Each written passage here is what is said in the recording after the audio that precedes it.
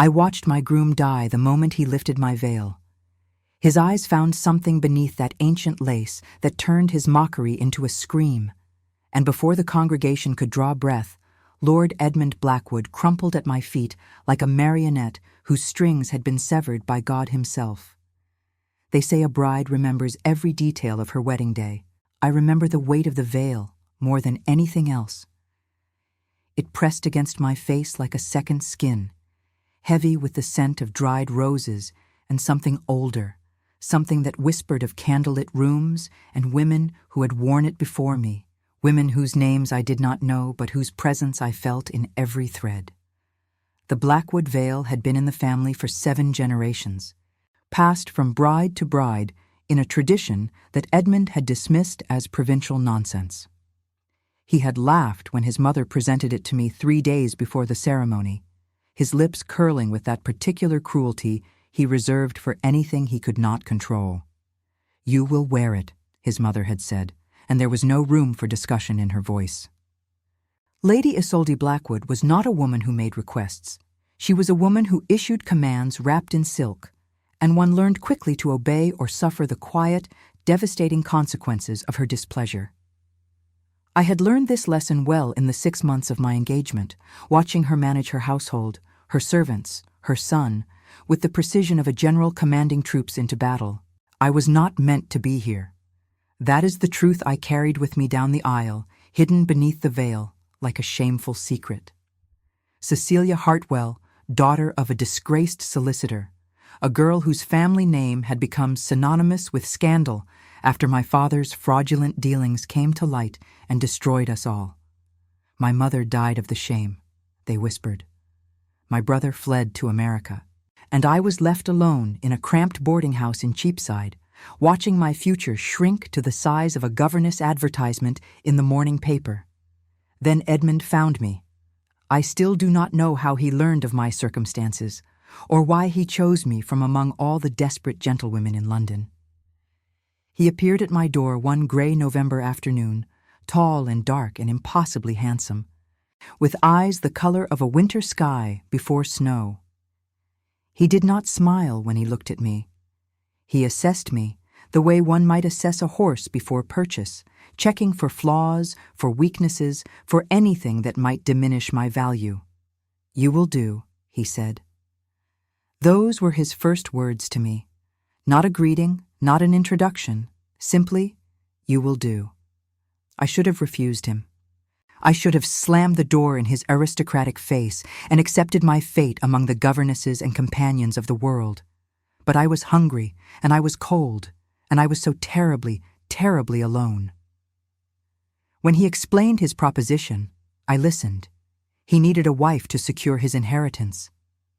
His grandmother's will stipulated that he must marry before his 30th birthday or forfeit the Blackwood fortune to a distant cousin. The birthday was 8 months away. He had no interest in love, no patience for courtship, no desire for anything beyond a warm body to stand beside him at the altar and a signature on a marriage certificate. In exchange, he would pay my father's remaining debts. He would restore a measure of respectability to the Hartwell name. He would give me a home, a title, a life of comfort, if not affection. I said yes. God forgive me, I said yes. The months that followed were a slow education in endurance. Edmund did not beat me. He did not raise his voice. He simply looked through me as though I were made of glass, transparent and unworthy of notice. At dinners, he spoke to his mother about politics and investments while I sat in silence, moving food around my plate. At balls, he danced with other women, beautiful women, women whose bloodlines were unsullied by scandal. And I stood against the wall with the other wallflowers and pretended not to notice the pitying glances. Only once did he acknowledge me as something more than furniture. It was 3 weeks before the wedding, and I had made the mistake of asking him about his family, about the history of Blackwood Manor, about the portrait of a woman that hung in the East Gallery, a woman with dark hair and sad eyes who seemed to watch me whenever I passed. "That is none of your concern," he said, and his voice was ice, his eyes flashing with something I had never seen in him before. Fear. genuine, bone-deep fear. You are not to ask about her again. Do you understand me? I understood. I understood that there were rooms in this house I was not meant to enter, questions I was not meant to ask, secrets I was not meant to uncover. I understood that my role was to be decorative and silent, a living ornament on Edmund's arm, a means to an end, and nothing more. But I could not stop thinking about the woman in the portrait. She wore the veil, the same veil that now covered my face as I stood at the altar, listening to the vicar intone words about love and honor and fidelity that meant nothing to the man beside me. Her eyes, painted a century ago, held the same sorrow I saw in my own reflection. And around her throat, barely visible beneath the lace, was a bruise the color of storm clouds. The ceremony proceeded as ceremonies do, a blur of prayers and responses, and the rustle of expensive fabric. I could see nothing through the veil but shadows and candlelight, the vague shapes of guests in the pews, the dark outline of Edmund beside me. His voice was steady when he spoke his vows, steady and cold and utterly without feeling. My own voice trembled, but no one seemed to notice. Brides were expected to tremble. Brides were expected to be nervous, overwhelmed, moved to tears by the magnitude of the moment. I was not moved. I was numb. I had made my choice, and now I would live with it. The vicar pronounced us man and wife, and the congregation waited for the moment that would seal our union. Edmund turned to face me, and even through the veil I could see the smirk on his lips. He had been drinking that morning. I had smelled the brandy on his breath when he arrived at the church, seen the slight unsteadiness in his step. Dutch courage, perhaps, for a man about to shackle himself to a woman he despised. "What a farce this is," he murmured, low enough that only I could hear. My grandmother and her superstitions, my mother and her precious traditions. And you, little Cecilia, with your bargain bin bloodline and your desperate eyes. Do you really think this veil will bring us blessings? I said nothing. There was nothing to say. He reached for the veil with both hands, his fingers gripping the delicate lace with unnecessary force. The congregation leaned forward in their pews, eager to witness the unveiling of the bride, the symbolic revelation of the woman who would carry on the Blackwood name. "Let us see what I have purchased," Edmund said, loud enough now for the first few rows to hear. Nervous laughter rippled through the crowd. Lady Isolde's face, visible to me as a pale blur in the front pew, went rigid with disapproval. And then he lifted the veil. I did not see what he saw. I could not have seen it, standing as I was with my back to whatever vision appeared before his eyes. But I saw his face, and that was enough. I saw the mockery drain from his features like water from a broken vessel. I saw his skin turn the color of old parchment. His lips part in a silent gasp, his eyes widen until the whites showed all around. For one eternal moment, he stood frozen, his hands still clutching the veil, his gaze fixed on something beyond me, something that existed in a space between the living and the dead. And then he screamed. It was not a human sound. It was the cry of an animal caught in a trap, primal and terrible and full of an anguish that went beyond physical pain. He stumbled backward, his hands releasing the veil as though the fabric had burned him, his body convulsing with a violence that sent him crashing to the altar steps. "Edmund!" his mother cried, rising from her seat with a speed that belied her age. "Edmund, what is wrong? What has happened?" But Edmund could not answer. Edmund was beyond answering. He lay on the cold stone floor of the church, his eyes still open, still staring at that invisible horror. And even as the congregation erupted into chaos around us, I knew with a certainty that defied all reason that my husband was dead. Not my husband. We had not yet signed the register. We had not yet consummated the union. In the eyes of the law, Edmund Blackwood had died unmarried, his fortune forfeit to the cousin he had so desperately tried to disenfranchise. And I, Cecilia Hartwell, stood at the altar in my borrowed gown and ancient veil, watching the future I had sold my soul for crumble into dust. Someone was screaming. Several someones, in fact. The church had descended into pandemonium, women fainting, men shouting. The vicar crossing himself again and again as though the gesture might ward off whatever evil had entered his sanctuary. I should have moved. I should have knelt beside Edmund's body, played the part of the grieving almost bride, wept and wailed and torn at my hair like the heroines in penny novels. Instead, I stood perfectly still, because I had felt something when Edmund lifted the veil. Not seen, felt, a presence behind me, cold as winter wind, ancient as the stones beneath my feet. A presence that whispered wordlessly against the back of my neck, a breath of air that carried the scent of earth and roses, and something else, something that made my blood run cold with a fear I could not name. The presence was still there.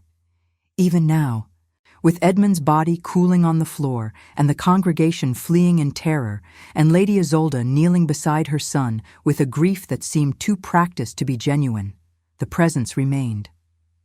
It stood at my shoulder like a shadow-given form, watching, waiting, as though I had passed some test I did not know I was taking. A hand gripped my elbow, and I nearly screamed myself. Miss Hartwell.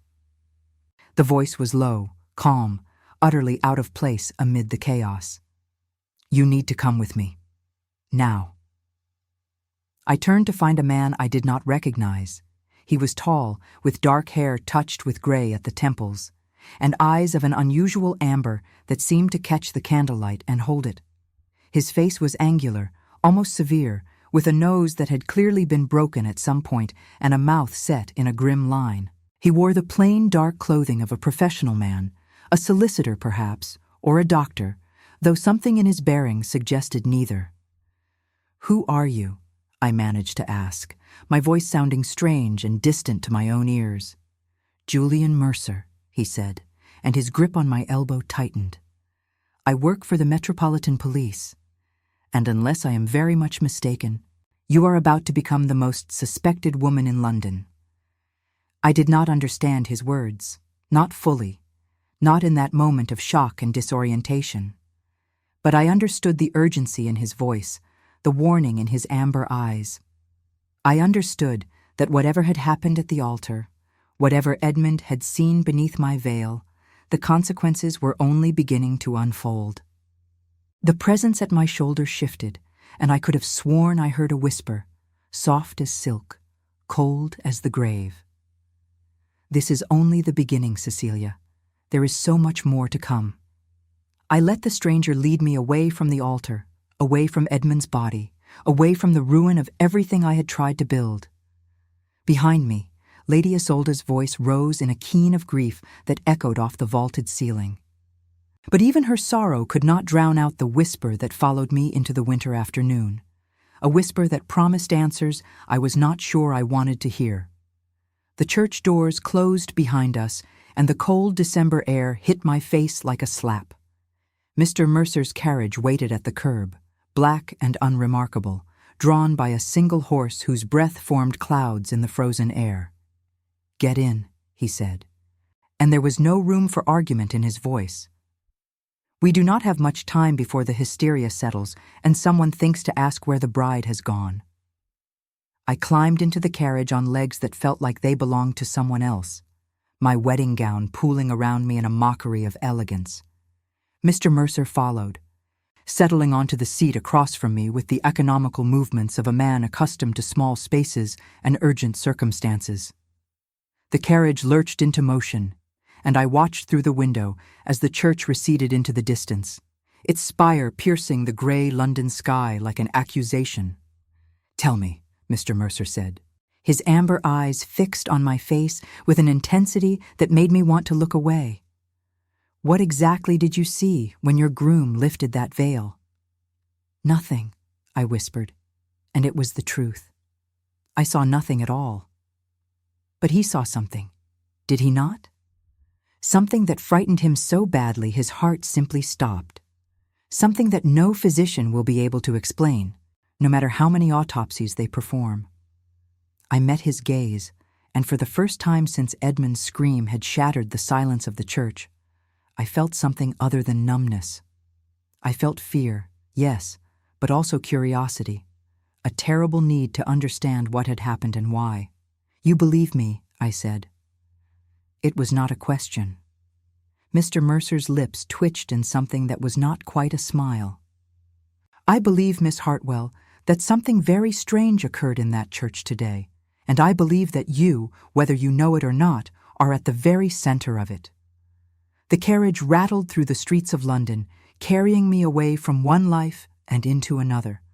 And all the while I felt the presence at my shoulder, patient and silent and full of secrets. She was there again, the woman from the portrait, the woman with sad eyes and a bruise around her throat. And for the first time, I understood that she had been waiting for me all along. Mr. Mercer took me to a townhouse in Mayfair, a narrow building of gray stone wedged between two grander residences like a secret pressed between the pages of a book.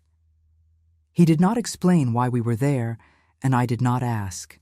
I had exhausted my capacity for questions somewhere between the church and the crossing at Piccadilly, watching London pass by the carriage window in a blur of gaslight and shadow.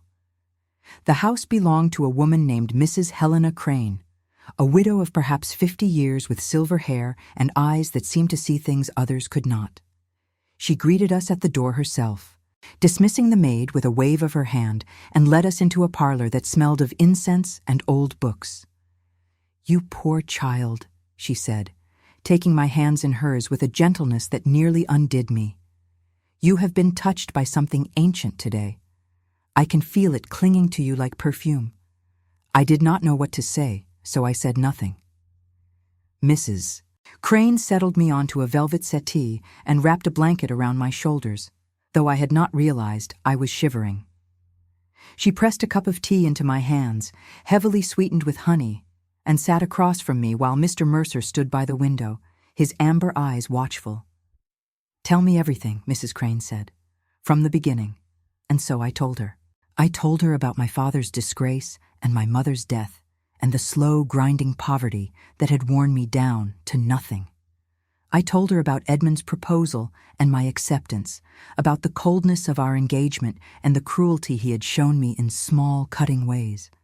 I told her about the portrait in the East Gallery, the woman with sad eyes, the way Edmund had reacted when I asked about her. I told her about the veil, its weight and its scent, the presence I had felt when Edmund lifted it from my face. When I finished, the tea had grown cold in my hands and the fire had burned low in the grate. Mrs. Crane sat in silence for a long moment, her brow furrowed in thought. "The woman in the portrait," she said finally. "Did anyone tell you her name?" I shook my head. "Her name was Rosalind, Mr. Mercer said from his position by the window. "Rosalind Blackwood. She was Edmund's grandmother's sister, married into the family in 1799. She died 6 months after her wedding, under circumstances that were never fully explained. I felt the blood drain from my face. Died? Officially, it was a fever," Mr. Mercer continued, his voice clinical, detached. "But there were rumors. There are always rumors. In families like the Blackwoods. Rumors of violence, rumors of a husband who could not control his temper, rumors of a young bride who tried to flee and was caught before she could reach the gates." "The bruise," I whispered, remembering the portrait, "around her throat." Mr. Mercer's expression flickered, a crack in his professional composure. "You noticed that?" It was faint, hidden beneath the lace. "But yes, I noticed." Mrs. Crane leaned forward, her eyes bright with an intensity that bordered on hunger. "The veil you wore today. It was hers, Rosalind's. It has been passed down through every Blackwood bride since her death, though few know its true origin." "How do you know all this?" I asked, looking between them. "Who are you, really?"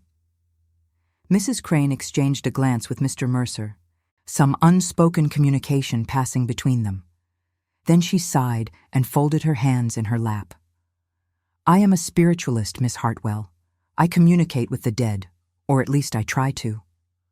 Most of what passes for mediumship in London drawing rooms is parlor tricks and wishful thinking. But there are those of us who have genuine gifts, who can sense the veil between this world and the next when it grows thin. She paused, choosing her words carefully.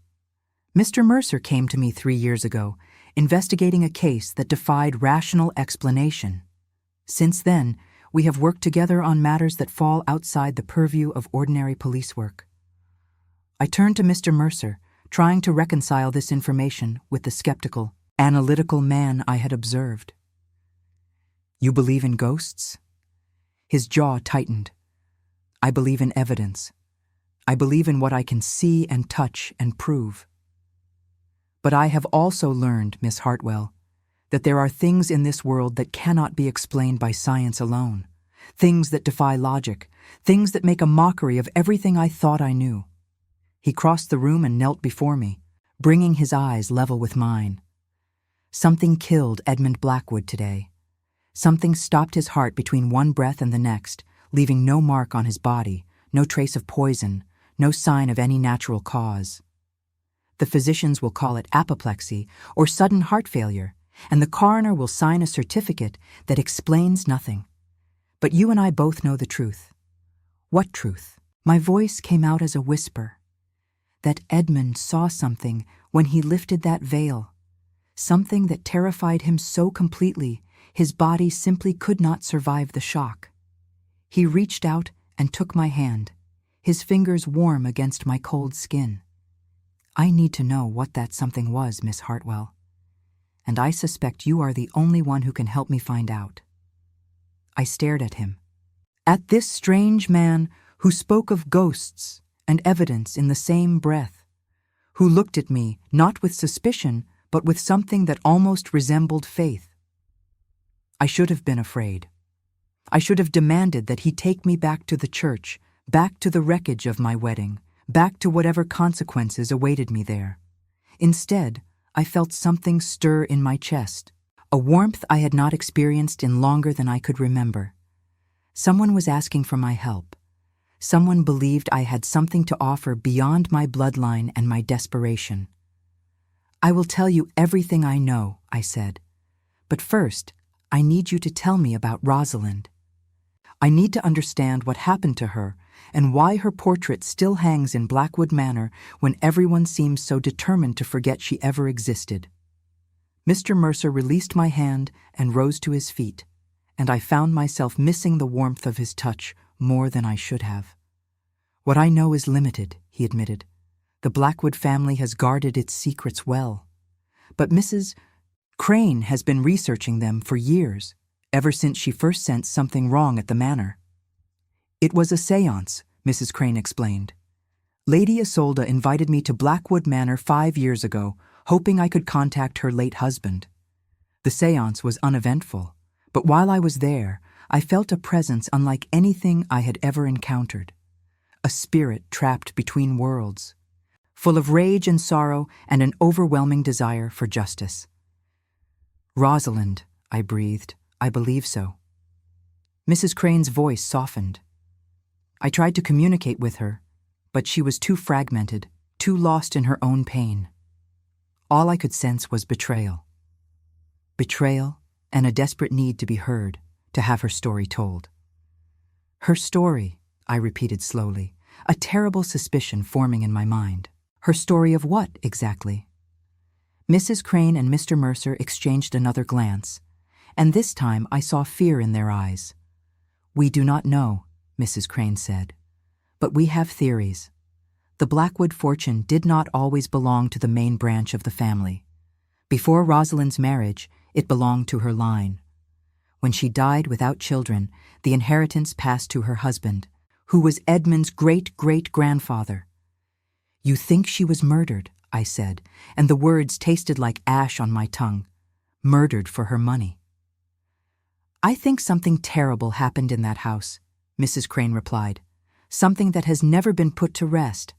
And I think that whatever Rosalind wanted, whatever justice she was seeking, she may have finally found a way to achieve it. Through me," I said, understanding dawning cold and clear.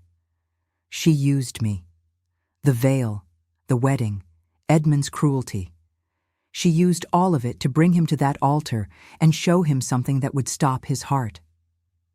The presence I had felt in the church stirred at the edge of my consciousness, a whisper of acknowledgement that chilled me to the bone. "We do not know that for certain," Mr. Mercer said, but his voice lacked conviction. "We do not know anything for certain. That is why we need to investigate. I almost laughed at the absurdity of it. My groom dropped dead at the altar not 3 hours ago, and you want to investigate." "I want to find the truth," Mr. Mercer said, and there was steel in his voice now, a determination that transformed his angular features into something almost fierce. "Whatever that truth may be. Do you not want the same?" I thought about Edmund, about his cruelty and his contempt, and the way he had looked at me as though I were less than nothing. I thought about the bargain I had made, selling myself for respectability and comfort, sacrificing my dignity on the altar of survival. I thought about Rosalind, trapped in that portrait for decades, her sad eyes watching every bride who passed through those halls, waiting for one who might finally hear her voice. "Yes," I said, "I want the truth, whatever it costs me." Mr. Mercer nodded, and something shifted in his expression, a softening around the edges that made him look almost handsome. "Then we will find it together. Miss Hartwell." The next few hours passed in a blur of planning and preparation. Mrs. Crane insisted I stay at her townhouse rather than return to Blackwood Manor, arguing that the family would be in no state to receive me and that my presence would only complicate the investigation. I did not argue. The thought of facing Lady Isolde, of seeing Edmund's body laid out for the viewing, filled me with a dread I could not articulate. Mr. Mercer left to begin his official inquiries, promising to return the following morning with whatever information he could gather. Before he went, he paused at the parlor door and looked back at me with those amber eyes that seemed to see straight through my defenses. "Try to rest," he said. "Tomorrow will be difficult, and you will need your strength."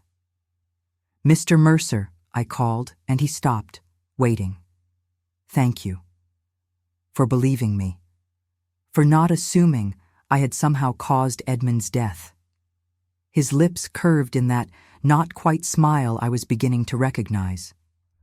"I have learned, Miss Hartwell, that the simplest explanation is not always the correct one, and you do not strike me as a woman capable of murder." He was gone before I could respond, the door closing softly behind him, and I was left alone with Mrs. Crane and the flickering firelight. "You should eat something," Mrs. Crane said, rising from her chair with the brisk efficiency of a woman accustomed to caring for lost souls. "I will have cook prepare a tray." I nodded absently, my thoughts far away. "Mrs. Crane?" "Yes, child, the presence I felt at the church. Is she here? Is she following me?" Mrs. Crane paused at the door, her silver head tilted as though listening to something I could not hear. "She is not here," she said finally, "but she is aware of you now. She has marked you as her own. What does that mean?"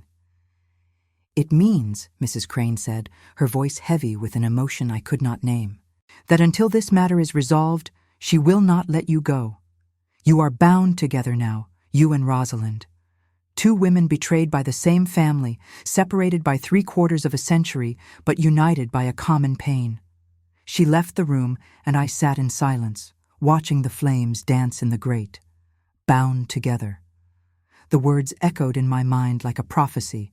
I had come to Blackwood Manor seeking survival. I had found something else entirely.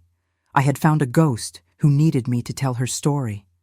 And God help me, I was beginning to think I needed her too. That night I dreamed of Rosalind.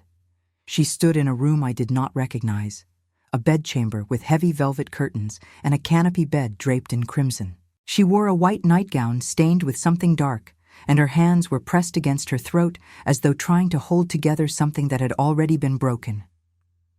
"Please," she whispered, and her voice was the sound of wind through dead leaves. "Please, you must understand. You must see what they did." I tried to speak, to tell her I was listening, but no sound would come. I could only watch as the scene shifted around us, the bedchamber dissolving into darkness and reforming as something else entirely. A cellar, cold stone walls, the flicker of candlelight, and a man standing over Rosalind's crumpled body, his face hidden in shadow, his hands wrapped around her throat. "This is what they buried," Rosalind's voice echoed through the darkness. "This is what they hid beneath their wealth and their titles and their precious respectability.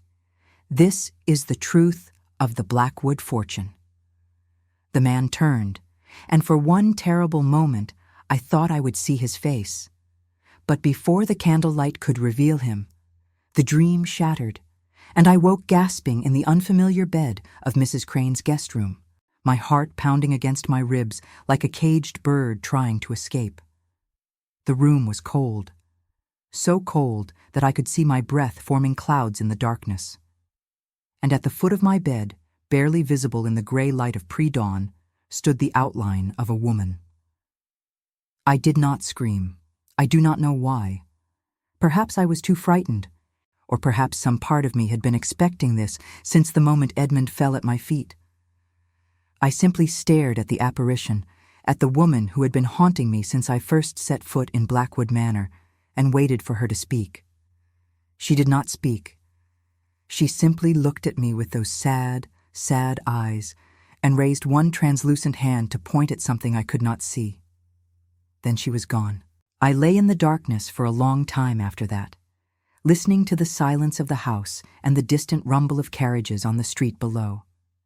When the sun finally rose, painting the room in shades of pale gold, I felt as though I had aged a decade in a single night. But I also felt something else. Purpose. Rosalind had shown me a piece of her story, a fragment of the truth that had been buried for 3/4 of a century. And somewhere in Blackwood Manor, hidden among the secrets and the shadows, was the evidence that would prove what had been done to her. I would find that evidence. I would tell her story, and I would make the Blackwoods answer for their sins, even if it cost me everything I had left. There was a knock at the door, and Mrs. Crane entered with a breakfast tray and a newspaper tucked under her arm. "You are awake," she said, setting the tray on the bedside table. "Good. Mr. Mercer sent word. He will be here within the hour, and he brings news." "What kind of news?" Mrs. Crane's expression was troubled. "The kind that changes everything, I am afraid. Lady Isolde has demanded to see you. She knows you left the church with Julian, and she is claiming that you had something to do with her son's death." I felt the blood drain from my face. "She thinks I killed him." "She thinks something," Mrs. Crane said grimly. "And she is not the only one. The morning papers are already full of speculation. The bride of Blackwood Manor, they are calling you. The woman who killed her groom with a glance." She handed me the newspaper, and I stared at the headline in disbelief. My name. My face, sketched from memory by some artist who had been at the church. And beneath it, a story that painted me as either a murderess or a witch, depending on which version you believed. I looked up at Mrs. Crane, and despite everything, I felt a smile tugging at the corner of my lips. "Then I suppose," I said, "we had better find the truth before they decide to hang me for it."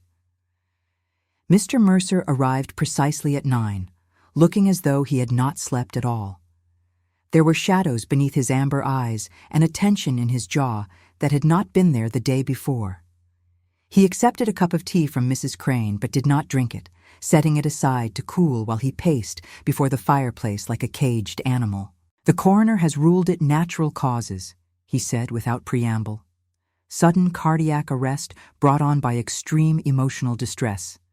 There will be no inquest, no investigation, no further questions." I stared at him in disbelief. "But that is impossible. Edmund was young and healthy. He had no history of heart trouble."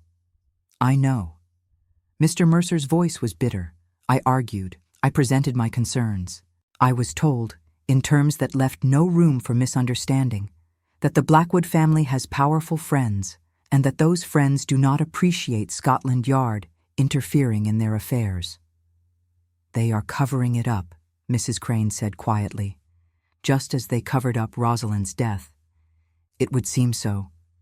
Mr. Mercer stopped pacing and turned to face me, his expression grim. Which brings me to the more pressing matter. Lady Isolde has requested a meeting with you this afternoon at Blackwood Manor.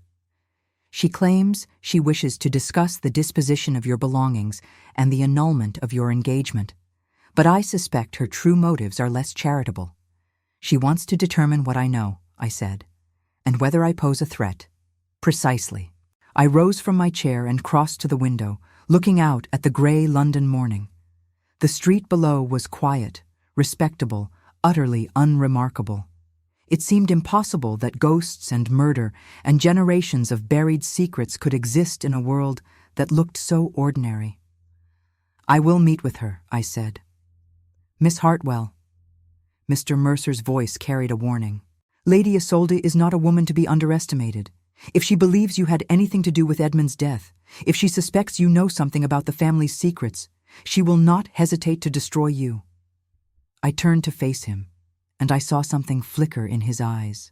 Concern, perhaps, or something deeper, something he was not yet willing to name. She cannot destroy me, Mr. Mercer. I have nothing left to lose. My reputation is already in tatters, my name is being whispered in every drawing room in London, and the man I was supposed to marry died at my feet. What more can Lady Isolde take from me?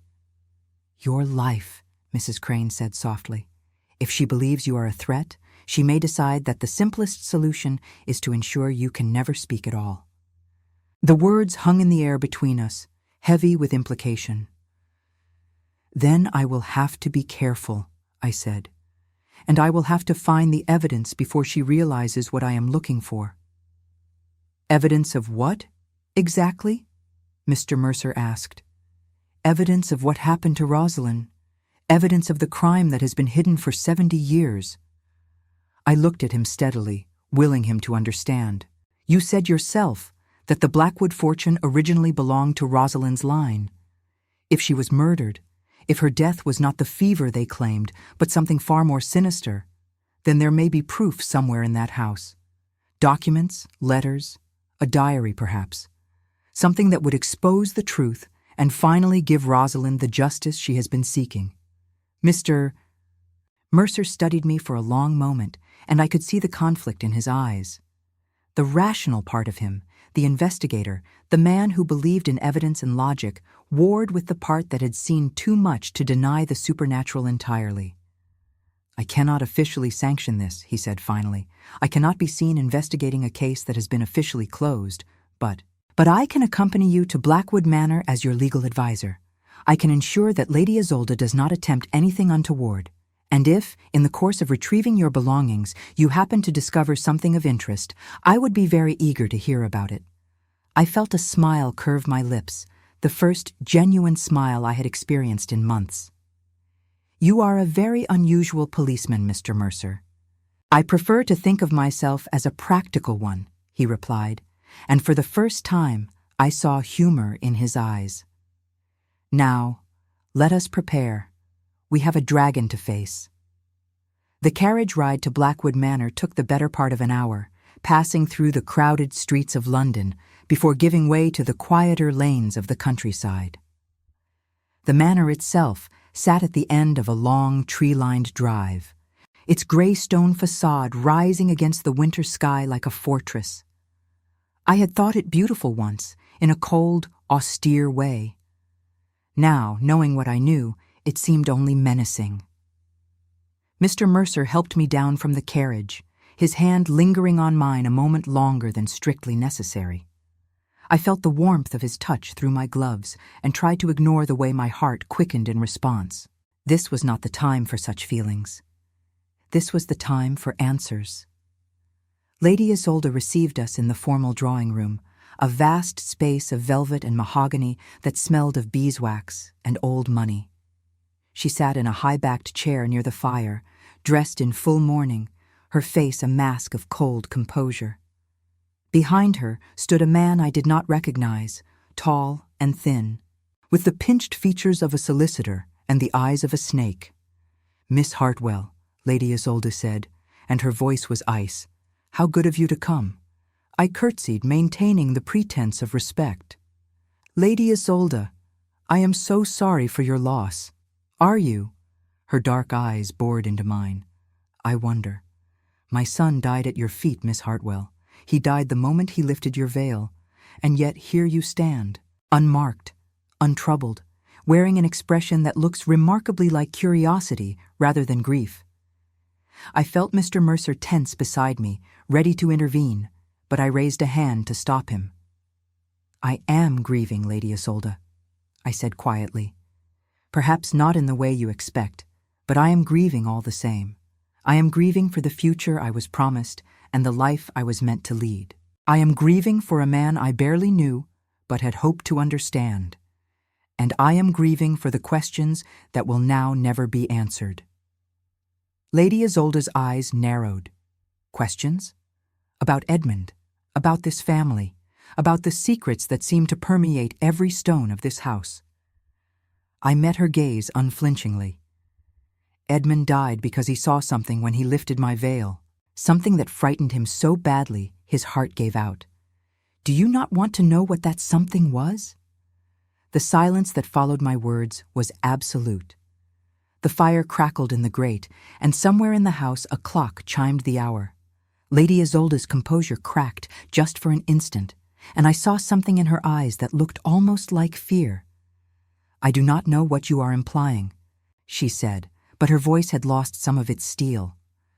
"I am implying nothing. I am simply asking questions. Questions about the veil, for instance, the one I was required to wear, the one that has been passed down through 7 generations of Blackwood brides. The veil is a family tradition, nothing more." "Is it?" I took a step forward, and Lady Isolde actually flinched. Then why did Edmund react to it the way he did? Why did he seem so afraid every time it was mentioned? And why, Lady Isolde, does the portrait of Rosalind Blackwood hang in the East Gallery when every other mention of her seems to have been erased from your family's history? Lady Isolde rose from her chair, her face white with fury. "That is enough. I will not be interrogated in my own home by a fortune hunter and a disgraced policeman." "I am not here to interrogate you," I said calmly. "I am here to collect my belongings, as you requested. But I would advise you to consider something, Lady Isolde.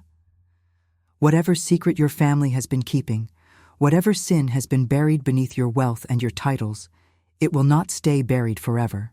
Rosalind has waited 70 years for justice. She will not stop now." The name struck Lady Isolde like a physical blow. She stumbled backward, one hand clutching the arm of her chair for support, and for a moment I thought she might faint. "How do you know that name?" she whispered. "How do you know about her?" I felt the presence stir at the edge of my consciousness, a whisper of approval, of encouragement. "She told me," I said, "in dreams, in visions. She showed me what happened to her, Lady Isolde. She showed me the cellar and the candlelight and the man who wrapped his hands around her throat." Lady Isolde's composure shattered entirely. "Get out!" she hissed. "Get out of my house and never return. Whatever madness has taken hold of you, I want no part of it." "I will go," I said. "But first, I will collect my belongings, as you requested." I did not wait for her permission. I turned and walked out of the drawing room, Mr. Mercer at my side, leaving Lady Isolde alone with her fear and her secrets. My belongings had been stored in the guest wing, in the room I had occupied during my engagement. It took only a few minutes to gather them, the few dresses I had brought with me, the books my mother had left me, the small portrait of my father that I could not bring myself to discard, despite everything he had done. But I was not really there for my belongings. While Mr. Mercer stood watch in the corridor, I slipped away, following a path I had never taken before, a path that led deeper into the house, past the formal rooms and the guest chambers, into the older section where the walls were stone instead of plaster, and the air smelled of dust and forgotten things. The presence guided me. I could feel her at my shoulder, a cold whisper urging me forward, leading me through corridors I had never seen and down a staircase I had not known existed. And then, at last, I found it, the cellar. It was exactly as I had seen in my dream. Cold stone walls, the flicker of candlelight from a sconce near the door, and an atmosphere of sorrow so thick I could barely breathe. But there was more now, details my dream had not shown me. A door at the far end of the cellar, old and heavy, with a lock that had rusted shut long ago. And carved into the stone above the door, barely visible beneath decades of grime, a name. Rosalind. I crossed the cellar on trembling legs and pressed my hand against the door. It was cold, so cold it burned through my gloves, and I felt the presence surge around me, filling me with her desperation, her need. "Open it," she whispered, and her voice was no longer in my mind but in my ear, as real as if she stood beside me. "Open it and see what they have hidden." I tried the door. It did not budge. The lock was beyond my ability to pick, and the wood was solid despite its age. But then I heard footsteps behind me, and I turned to find Mr. Mercer standing at the base of the stairs, his amber eyes wide with something that might have been wonder. "You found it," he said. "I searched for hours yesterday and could not find the entrance. The servants denied its existence. You came here yesterday." "I came to investigate." He crossed the cellar to stand beside me, looking at the name carved above the door.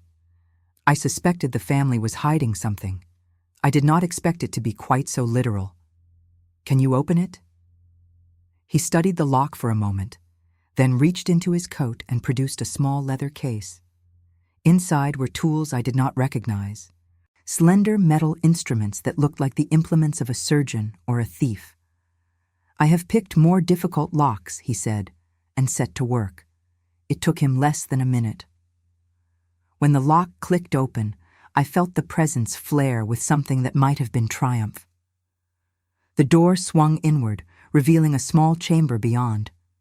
It had once been a storeroom, perhaps, but it had been converted into something else entirely. A shrine, a prison, a tomb. In the center of the chamber, on a stone pedestal, sat a wooden box. And around the walls, written in what I prayed was not blood, were words. She was innocent, she was murdered, and she will have her vengeance. Mr. Mercer made a sound beside me, something between a gasp and a prayer. "Good God," he breathed. "It has been here all along." "What has been here?" "The evidence," he said, and his voice shook with emotion. "The proof. Someone knew what happened to Rosalind. Someone tried to preserve the truth."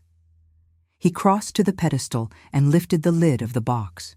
Inside, wrapped in cloth that had once been white but was now gray with age, was a bundle of letters, dozens of them, perhaps hundreds, tied together with a ribbon that had faded from red to pink. I took the bundle from him and unwrapped the first letter with hands that trembled. And then I began to read.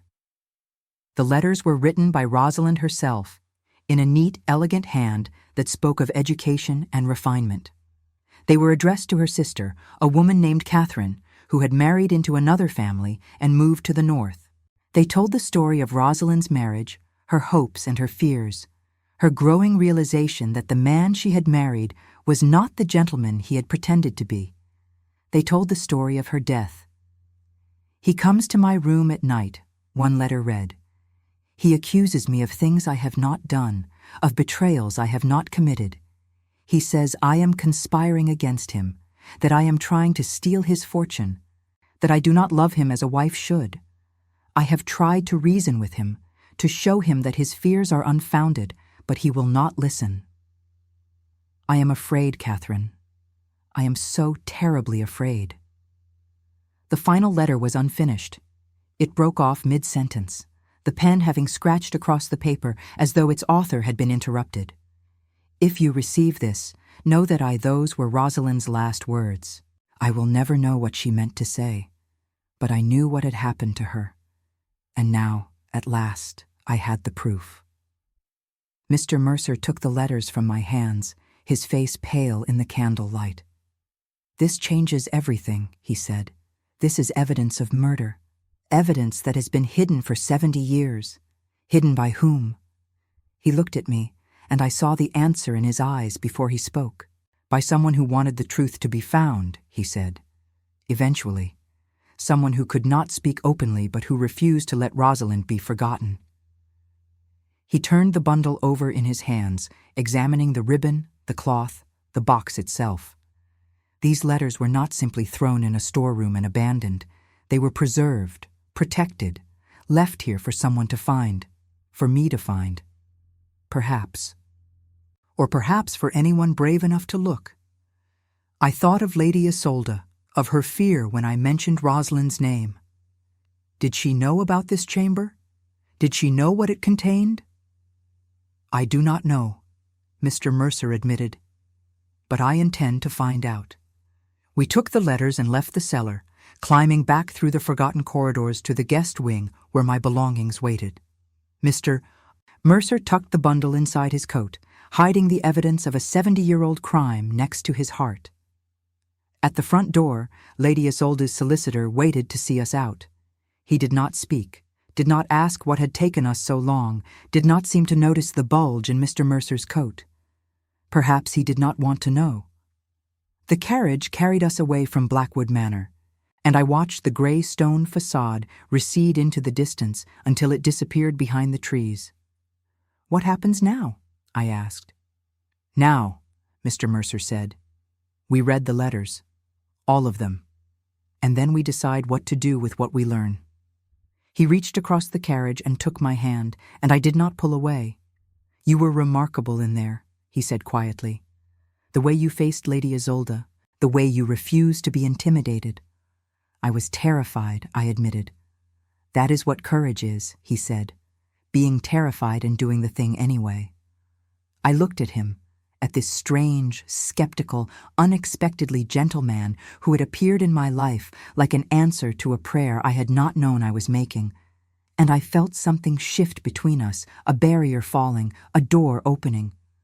"Mr. Mercer," I began. "Julian," he said, "please. I think we have moved beyond formality." "Julian," I repeated, and the name felt right on my lips. "Julian, when this is over, when we have found the truth and given Rosalind her justice, what will happen to us?" He was silent for a long moment, and I feared I had been too bold, too presumptuous. Then he lifted my hand to his lips and pressed a kiss against my gloved fingers. "I do not know," he said, "but I would very much like to find out." The carriage rattled on through the winter afternoon, carrying us back to London and the work that awaited us there. And for the first time since Edmund had crumpled at my feet, I felt something that might have been hope. We read the letters by candlelight in Mrs. Crane's parlor, the three of us huddled around the fire like conspirators plotting revolution. And in a way, I suppose we were. We were conspiring to bring down one of the most powerful families in England, to expose a crime that had been buried for 3/4 of a century, to give voice to a woman who had been silenced by violence and erased by history. Rosalind's words painted a picture of a marriage that had begun with hope and ended in horror. Her husband, a man named Frederick Blackwood, had seemed charming and attentive during their courtship.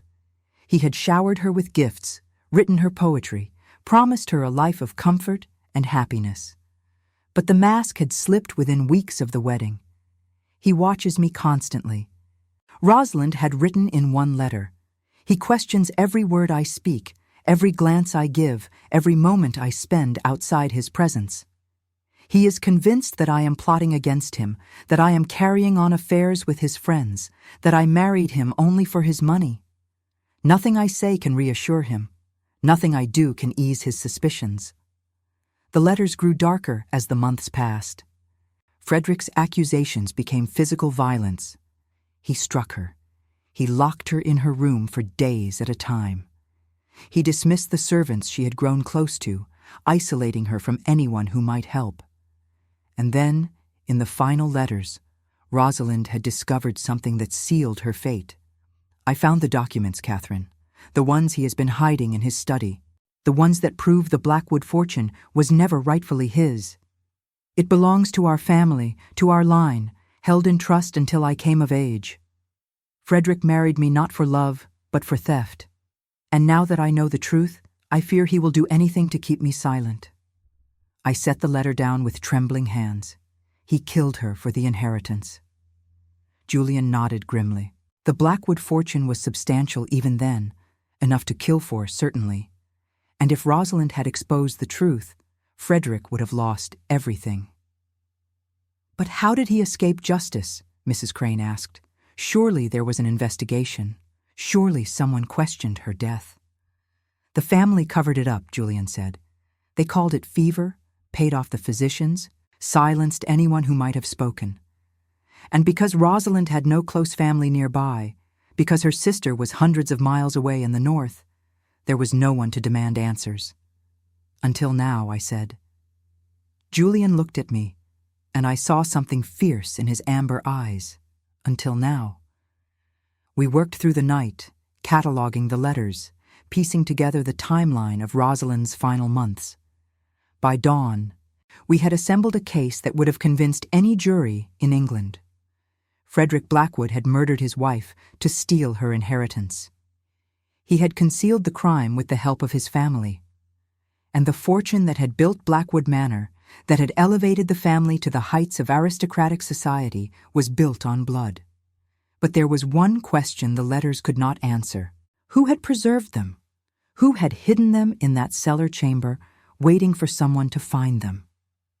The answer came later that morning, in a way none of us expected. A knock at the door interrupted our exhausted deliberations. Mrs. Crane's maid announced a visitor, a woman who refused to give her name but insisted on speaking with Miss Hartwell. I exchanged a glance with Julian, who rose and positioned himself near the door, his hand resting casually near his coat where I knew he kept a small pistol. "Send her in," I said. The woman who entered was old, so old that she seemed to carry the weight of centuries on her frail shoulders. She walked with a cane, her back bent nearly double, her face a map of wrinkles and age spots. But her eyes were sharp, clear, and filled with an emotion I could not immediately identify. "Miss Hartwell," she said, and her voice was stronger than her appearance suggested. "I have waited a very long time to meet you. Who are you?" The old woman lowered herself into a chair, her joints creaking with the effort. "My name is Marguerite Blackwood. I am Frederick's sister, and I am the one who hid those letters in the cellar." The silence that followed her words was absolute. "You," Mrs. Crane breathed, "you preserved Rosalind's letters. I preserved the truth." Marguerite's eyes glistened with tears she was too proud to shed. "I was 17 when Rosalind died. I loved her like a sister. She was kind to me, gentle, the only person in that house who treated me as anything more than a burden. When I discovered what Frederick had done, when I found the letters she had been trying to send to Catherine, I wanted to scream it from the rooftops. I wanted to see my brother hang for his crimes." "Why did you not?" Julian asked, his voice careful. "Because I was young and I was afraid." Marguerite's hands twisted in her lap. "Because my mother convinced me that speaking would destroy the family, would leave me destitute, would accomplish nothing. She told me Rosalind was dead, and nothing could bring her back. She told me to think of my future, my marriage prospects, my duty to the Blackwood name." "So you stayed silent," I said. "I stayed silent, and I have regretted it every day for 70 years. Marguerite looked at me, and I saw the full weight of her guilt in her eyes. But I could not let the truth die with me, so I hid the letters. I created the chamber. I carved Rosalind's name above the door and waited for someone to find it." "Why now?" I asked. "Why come forward now, after all this time?" "Because of you." Marguerite reached out and took my hand, her fingers cold and fragile as bird bones. "Because of what happened at the church. Because Rosalind has finally found someone who can hear her, someone who can speak for her, someone who will not be silenced by fear or greed or family loyalty. You knew about the veil, I said, understanding dawning. You knew what it could do. The veil was Rosalind's. She wore it on her wedding day, the day she bound herself to the man who would murder her. When she died, something of her spirit remained in it. I could feel it, even as a girl. A cold presence, a whisper of sorrow. My mother wanted to burn it, but I convinced her it was too precious, too much a part of the family tradition. You kept it in circulation, Julian said. You made sure every Blackwood bride wore it. I hoped, Marguerite said. I hoped that someday Rosalind would find a way to reveal the truth, that she would use the veil to expose what Frederick had done.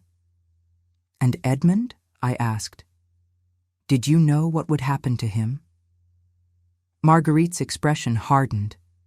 Edmund was his great-great-grandfather's heir in more ways than one. He had the same cruelty, the same arrogance, the same disregard for anyone he considered beneath him. I had hoped he would be different. I had hoped that 70 years might have weakened the curse of our bloodline.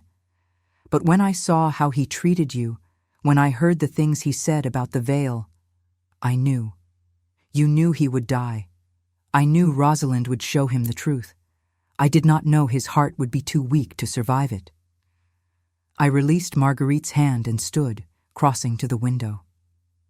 Outside, London was waking up, the streets filling with carriages and pedestrians, the ordinary business of life continuing as though nothing had changed. But everything had changed. I knew now why Rosalind had chosen me, why she had guided me to the cellar, why she had shown me her story. I was not just a witness. I was an instrument of justice, a voice for a woman who had been silenced for 3/4 of a century. What do you want us to do with this? I asked, turning back to Marguerite. The letters, the evidence, everything we have learned? I want you to destroy the Blackwoods. Marguerite's voice was steel wrapped in silk. I want you to take everything they built on Rosalind's blood and tear it down. I want the world to know what Frederick did and what his descendants have spent generations concealing. I want Rosalind to have peace at last. That will mean your destruction as well, Julian pointed out. You are a Blackwood. If the family falls, you fall with it. I am 91 years old, Marguerite said. I have lived with guilt for 7 decades. I have watched my family prosper on the fruits of murder and told myself there was nothing I could do. Destruction is the least I deserve. I looked at Julian, and I saw my own resolve reflected in his eyes.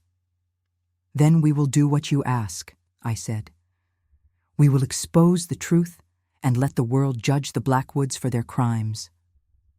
Marguerite smiled, and for a moment I caught a glimpse of the young woman she had once been, brave and righteous and determined to do what was right. Thank you, she said, and thank Rosalind for me when you see her next. Tell her I am sorry I failed her. Tell her I never stopped loving her, not for a single day. She was gone before I could respond, her frail figure disappearing through the parlor door, leaving behind only the faint scent of lavender and the weight of decades of secrets finally revealed. The rest of that day was spent in preparation. Julian called upon his contacts at Scotland Yard, men who owed him favors and would be willing to look the other way while he pursued an investigation that was officially closed. Mrs. Crane consulted her network of spiritualists and investigators, seeking anyone who might have additional information about the Blackwood family's history. And I sat with Rosalind's letters, reading them again and again, memorizing her words, her pain, her desperate hope for justice. It was evening when Julian returned, his face flushed with cold and something else, excitement perhaps, or triumph. I have spoken with a magistrate, he said, a man of integrity who has no connections to the Blackwood family. He has agreed to review the evidence and, if warranted, open a formal inquiry into Rosalind's death. After 70 years? Mrs. Crane asked. Is that even possible? Murder has no statute of limitations, Julian replied. And while Frederick and his immediate accomplices are long dead, the family's ongoing concealment of the crime may constitute a separate offense. At the very least, the inquiry will expose the truth publicly and permanently. Lady Isolde will not allow it, I said. She will use every weapon at her disposal to stop us. Lady Isolde has already begun, Julian said grimly. He reached into his coat and produced a folded newspaper, which he handed to me. The evening edition. I thought you should see it. I unfolded the paper and felt my blood run cold. The headline screamed, "Bride of Blackwood accused of witchcraft." Below it, a story claiming that I had used dark magic to murder Edmund, that I was a practitioner of forbidden arts, that I had bewitched the veil itself and turned it into a weapon of supernatural vengeance. This is madness. I breathed. No one will believe this. People believe what they want to believe, Mrs. Crane said sadly. And witchcraft is an easier explanation than the truth. It requires no investigation, no evidence, no uncomfortable questions about aristocratic families and their secrets. Lady Isolde is trying to discredit you, Julian said. If she can convince the public that you are a witch, anything you say about the Blackwood family will be dismissed as the ravings of a madwoman. Then we must act quickly, I said, before she has time to build her case. Julian nodded. The magistrate will hear us tomorrow morning. If we can present our evidence before Lady Isolde's accusations gain traction, we may be able to control the narrative. And if we cannot? Julian was silent for a moment.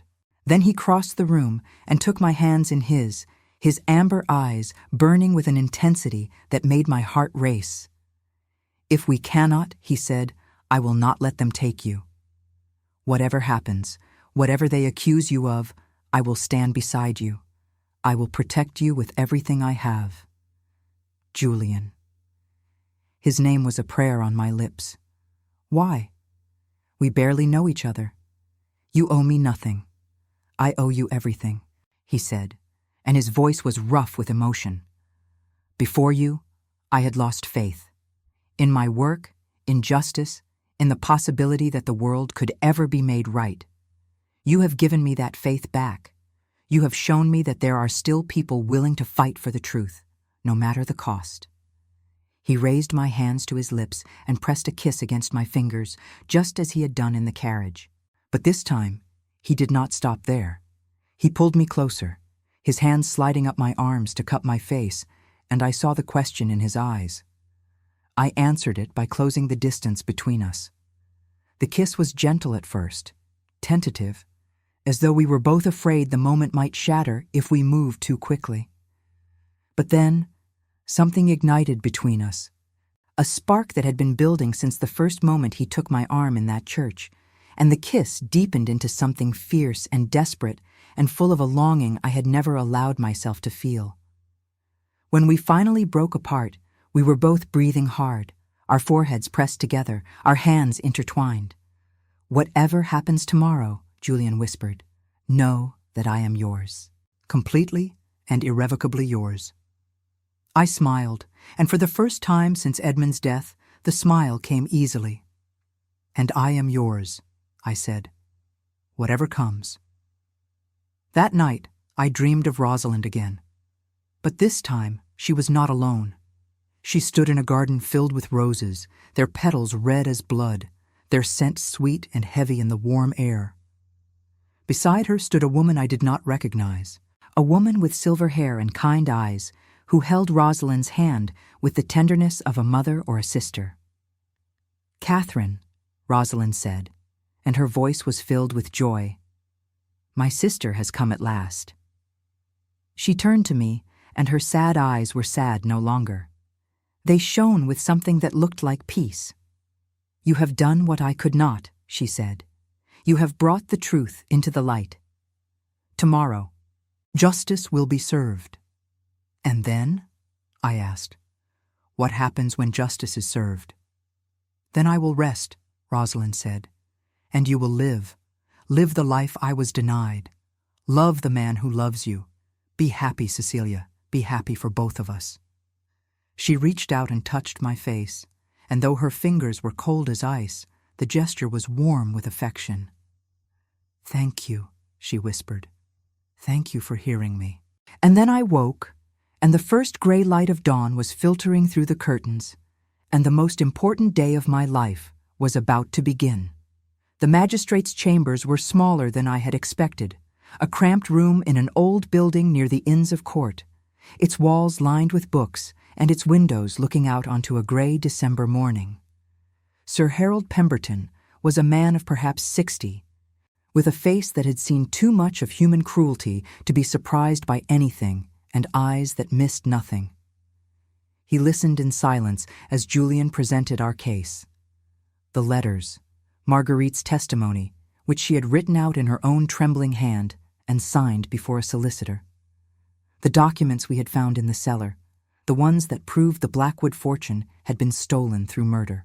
And my own account of what had happened at the church, of the visions Rosalind had shown me, of the presence that had guided me to the truth.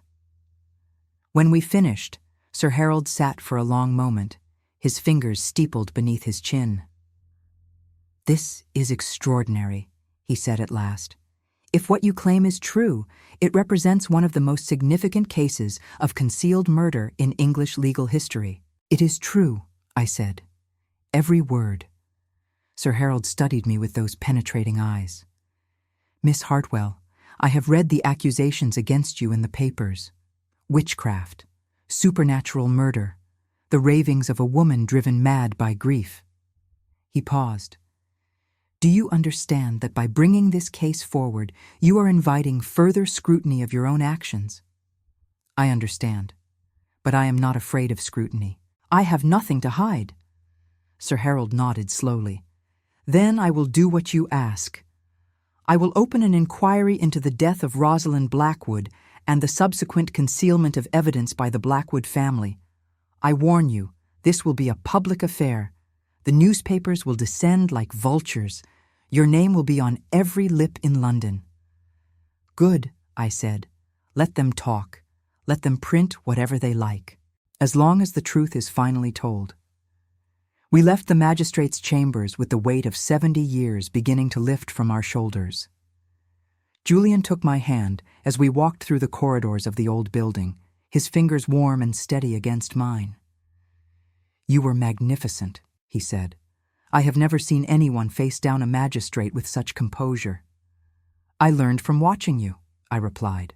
"You have a gift for remaining calm in the face of impossible odds." He laughed, a sound I had rarely heard from him, and I found myself smiling in response. We emerged onto the street to find Mrs. Crane waiting in her carriage, her face anxious, until she saw our expressions. "It is done," Julian told her. "The inquiry will begin within the week, Mrs." Crane closed her eyes and pressed a hand to her heart. "Thank God," she whispered. "Thank God." But our triumph was short-lived.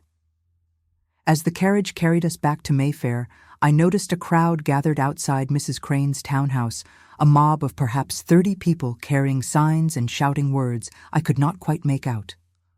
"What is this?" Mrs. Crane asked, her voice sharp with alarm. Julian leaned forward to peer through the window, and I saw his jaw tighten. "Lady Isolde's work," he said grimly. "She has roused the mob against us." The carriage slowed as we approached the crowd, and now I could hear their cries clearly. "Witch!" they screamed. "Murderess! Burn her! Burn the witch who killed the Lord!" Fear seized my heart, cold and paralyzing. I had known there would be consequences. I had known Lady Isolde would fight back. But I had not expected this, a crowd baying for my blood, their faces twisted with hatred and fear. "We cannot stop here," Julian said to the driver. "Take us to the rear entrance." The carriage lurched into motion, circling around the block to approach the house from behind. But even as we climbed down and hurried through the servants' entrance, I could hear the mob moving, their voices growing louder as they realized we had arrived. "They will not disperse easily," Mrs. Crane said. "Lady Isolde has done her work well. She has convinced them you are a threat to decent society.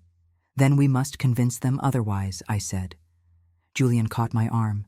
Cecilia, no, you cannot go out there. They will tear you apart.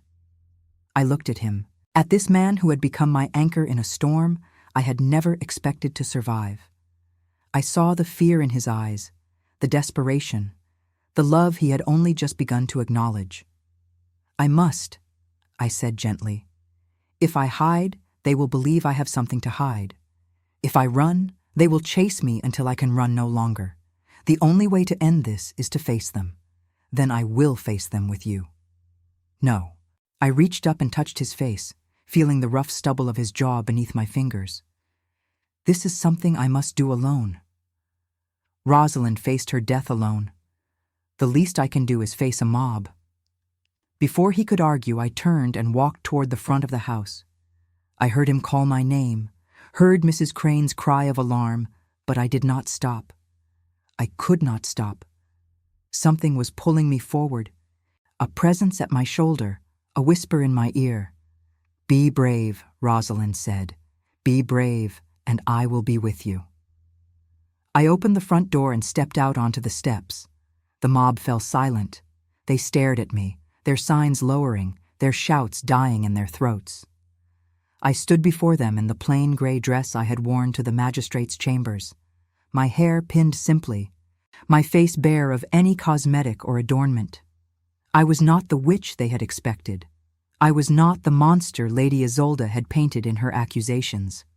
I was simply a woman who had been used and discarded, who had been mocked and dismissed, who had found herself at the center of a tragedy she had never asked for.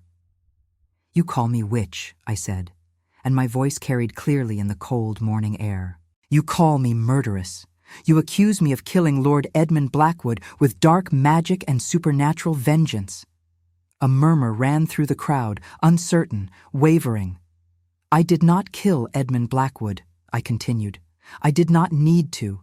Edmund Blackwood was killed by his own family's sins, by a crime committed 70 years ago and concealed ever since. He was killed by the ghost of a woman named Rosalind, who was murdered by her own husband so he could steal her fortune. Lies, someone shouted from the back of the crowd. Lies and witchcraft. I shook my head. Not lies, truth. Truth that will be revealed in a formal inquiry, truth that will be published in every newspaper in London, truth that will finally bring justice to a woman who has waited 3/4 of a century for someone to speak her name. I raised my voice, letting it ring out over the mob. My name is Cecilia Hartwell. I am not a witch. I am not a murderess. I am a woman who was chosen by a spirit to tell her story, and I will not be silenced by fear or by mobs, or by the desperate machinations of a family that has built its wealth on blood. The crowd shifted, their certainty crumbling. I saw doubt in their eyes, confusion, the first stirrings of shame. And then I felt it. The presence at my shoulder, stronger than it had ever been, pressing forward as though Rosalind herself wished to speak through me. Let them see, she whispered. Let them see what I saw. I did not know what she meant. I did not know what I was doing. But I closed my eyes and let her in. Let her spirit merge with mine. Let her sorrow and her rage and her desperate need for justice flow through me like a river breaking through a dam. And the mob saw. I do not know what they saw. I only know that gasps rose from the crowd, that several people fell to their knees, that a woman began to weep, and a man crossed himself again and again. Whatever vision Rosalind had shown them, it was enough. When I opened my eyes, the mob was dispersing. They fled in all directions, their signs abandoned on the cobblestones, their hatred replaced by terror and shame. Within minutes, the street was empty except for the scattered debris of their protest. I swayed on the steps, suddenly exhausted, and Julian's arms caught me before I could fall. "What did you do?" he breathed. "What was that?" "I did not do anything," I said, my voice weak. "Rosalind did. She showed them the truth." He held me close, his heart pounding against my cheek, and I let myself be held. The battle was not over. There would be more mobs, more accusations, more attempts by Lady Isolde to destroy me. But for this moment, in Julian's arms, I felt safe. I felt loved. The inquiry began 3 days later and lasted for a week. Sir Harold Pemberton proved to be a meticulous and impartial judge, examining every piece of evidence with care, questioning every witness with precision. Marguerite Blackwood testified despite her failing health, her voice steady as she recounted the events of 70 years ago. Mrs. Crane testified to her experiences at Blackwood Manor, to the presence she had sensed, to the spiritual activity that had permeated the house for decades, and I testified. I told my story from the beginning. From my father's disgrace to Edmund's proposal to the moment he lifted my veil and saw his own death. I told them about Rosalind's letters, about the cellar, about the visions she had shown me. I told them everything, holding nothing back, letting the world judge me as they would. Lady Isolde was summoned to testify as well. She came draped in black, her face a mask of aristocratic contempt, her solicitors flanking her like guards. But under Sir Harold's questioning, her composure began to crack. She admitted that she had known about Rosalind. She admitted that the family had kept the truth hidden for generations. She admitted that she had orchestrated the accusations against me, hoping to discredit me before I could expose the family's secrets. But she denied any direct involvement in Edmund's death, and on that point, at least, she was telling the truth. Edmund had died because of what Rosalind showed him, not because of anything his mother had done. In the end, the inquiry concluded that Rosalind Blackwood had been murdered by her husband Frederick in 1799, and that the Blackwood family had engaged in a systematic cover-up of the crime for 70 years. While Frederick himself could not be brought to justice, the family's fortune was ruled to have been obtained through fraud and murder. The estate was placed in receivership, its assets to be distributed to Rosalind's surviving descendants, if any could be found. Lady Isolde was not arrested, but she was ruined. The scandal destroyed her standing in society. The fortune she had spent her life protecting was stripped away. She retreated to a small cottage in the country, shunned by everyone who had once courted her favor, and I heard she died within the year, alone and forgotten. I did not mourn her. On the final day of the inquiry, as the courtroom emptied and the journalists rushed to file their stories, Julian found me standing by the window, looking out at the grey London sky. "It is over," he said softly. "Rosalind has her justice at last." I nodded, but I could not shake the melancholy that had settled over me. I had spent weeks fighting for this moment, and now that it had arrived, I felt strangely empty. "What happens now?" I asked. "What happens to me?" Julian took my hand and turned me to face him. "Now," he said, "you live. You build a new life, free from the shadow of the Blackwoods and the ghost of Rosalind. And you? Will you be part of that life?" He smiled, that rare, beautiful smile that transformed his severe features into something warm and tender. "If you will have me." I reached up and kissed him. There in the empty courtroom, with the winter light falling through the windows and the dust motes dancing in the air. "I will have you," I said, "for as long as you will stay." "Then I will stay forever," he replied. That night, I dreamed of Rosalind one last time. She stood in a field of flowers, the sun warm on her face, her sad eyes finally at peace. Catherine was beside her, and Marguerite too, the old woman restored to the youth she had lost so long ago. They stood together, 3 women bound by love and loss and the unbreakable ties of sisterhood. "You have done well," Rosalind said.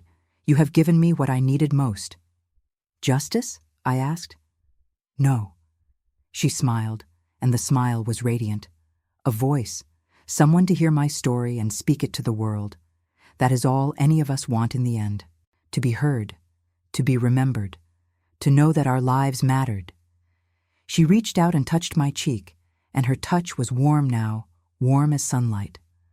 "Go and live," she said. "Love your Julian, build a family, be happy, and when your time comes, many years from now, We will be waiting for you."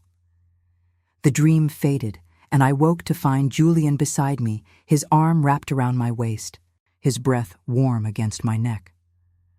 "Good morning," he murmured. "Did you sleep well?" I smiled and nestled closer to him. "I dreamed of Rosalind." She said goodbye. He was silent for a moment, then pressed a kiss against my hair. "Then it truly is over." "It is over," I agreed. "And something new is beginning." We were married in the spring, in a small ceremony attended only by Mrs. Crane and a few of Julian's closest friends. I did not wear a veil. I had no need of one. The Blackwood estate was eventually sold, its contents dispersed at auction.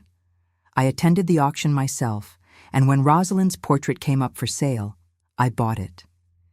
It hangs now in the parlor of the house Julian and I share, a modest but comfortable home in a quiet corner of London. Sometimes, when the light falls just right, I think I see her smile.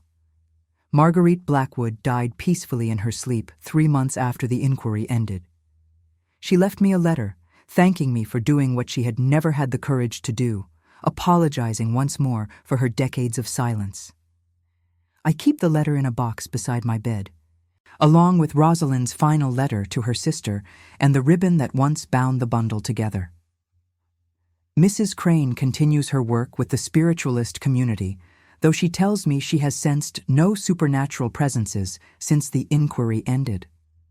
The veil between worlds, she says, has closed. Rosalind has passed on to whatever awaits us on the other side. I hope it is beautiful there. I hope she is happy. As for me, I am happier than I ever imagined possible.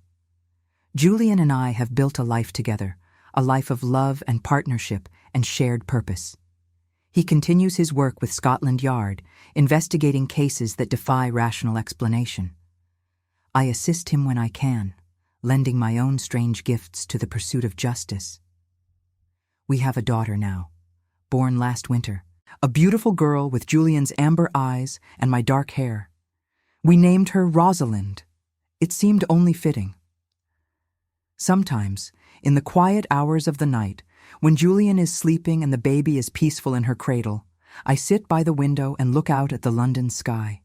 I think about everything that has happened, everything I have lost, and everything I have gained. I think about the woman I was when Edmund first appeared at my door, desperate and alone and willing to sell my soul for a chance at survival.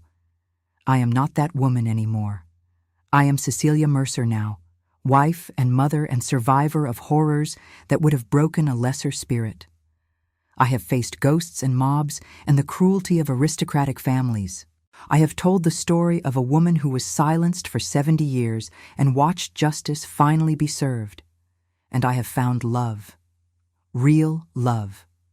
The kind that does not demand or diminish, the kind that lifts you up instead of tearing you down.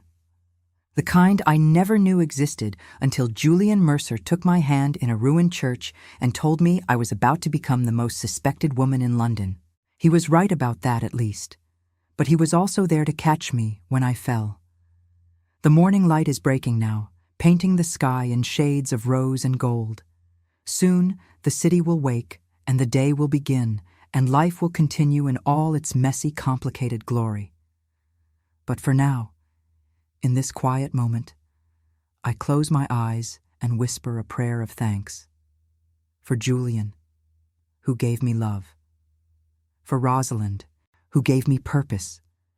And for myself, for finding the courage to listen when a ghost asked me to tell her story. It was not the life I had planned. It was not the future I had imagined when I stood at that altar in my borrowed gown and ancient veil. It was so much more.